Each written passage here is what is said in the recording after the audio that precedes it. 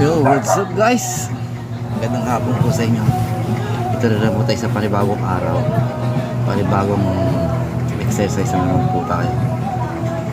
Ito, pauwi na natin sa trabaho. Medyo hindi na ako magpahinga dahil medyo late na tayo na nakauwi.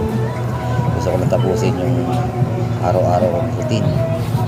Kasi po, may motivation po ako. Meron pa ako gustong makita sa katawan ko na improve. Yung improve ko guys, ayan po yung tinatawag ng side by side abs. Ayan po.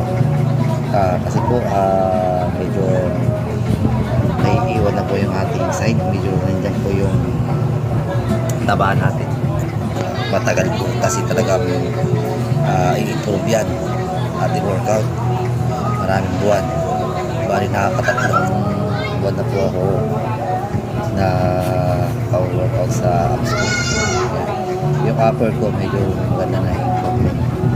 Guys, hindi po ako napupunta sa gym. Dito lang po talaga ako sa bahay nag-workout. Sinasabayan ko lang po ng diet. Medyo malaki-laki na po yung boost ng ating weight.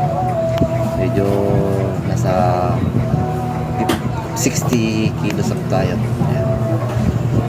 Yan po, pinuposting ko po talaga na i-workout yung gilid ko na yan. Kasi napakatagal po talaga na i-improve yan. Ito yung pinakamatagal po na wala. Sabi nila, kailangan daw, i-diet daw ng gusto yan. Hindi ko basta-basta nakakapuha sa workout. Pero para sa akin, kailangan talaga i-workout ko para magkaroon siya ng muscle. Siguro pa nagkabasin niya yung lilit. At least hindi na ako siya masagpa. Hindi na siya taba. Yung lower abs ko talaga yung pinakamahirap talaga i-improve. Hindi na po naiiwan. Siguro nasa jeans ko na po yan. Yung lower abs ko na yan. Hindi na siguro gusto ko lang pong isuko. Kaya lang sayang naman po yung nasimulan ko. Kaya patapusin ko hanggang sa hindi pa ako nakakasawa. Hindi pa ako nagpapon. Hindi pa ako nauulit. Ako paulit-ulit ko lang po ginagawa yung araw-araw. Dinodoble ko na po yung workout ko pati sa umaga pag-isip ko, nilalabaw ko na rin po yung aking house. Kaya kahit pa paano, malaki na rin po yung improvement.